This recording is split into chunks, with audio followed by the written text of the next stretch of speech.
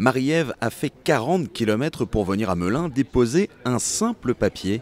Sa caisse d'allocation locale est fermée, trop de retard dans les dossiers, notamment le sien. Un RSA qu'elle ne touche plus puisque la procédure est en suspens. Ça fait 2 mois que j'en ai pas en fait, je suis au chômage, j'ai une toute petite allocation. Donc avant je travaillais à mi-temps, je touchais donc du RSA. Et là au chômage avec moins d'argent, ils m'ont coupé le RSA, donc soi-disant il manquait un papier. Les agents, eux, sont noyés sous les dossiers. Avec la hausse des loyers autour de Paris, ils voient arriver une population qui manque de plus en plus de ressources.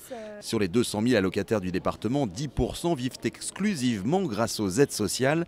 Pour eux, chaque dossier est une urgence, un problème inédit pour la direction de la CAF. Il y a un effet que je qualifierais de volume, d'accord, plus de monde, et puis il y a un effet complexité par rapport au niveau des revenus des gens qui demandent des revenus de complément auprès de la CAF. Voilà ce qui se passe. Et ça, c'est un phénomène qui est très marqué en Seine-et-Marne. Un phénomène unique et une réponse forte, l'arrêt momentané de l'accueil dans 6 antennes de la CAF.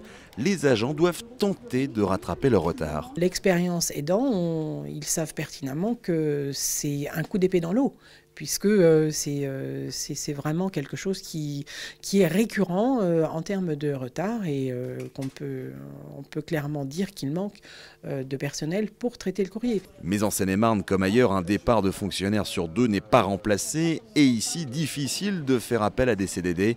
Il faut 18 mois pour former un agent de la CAF.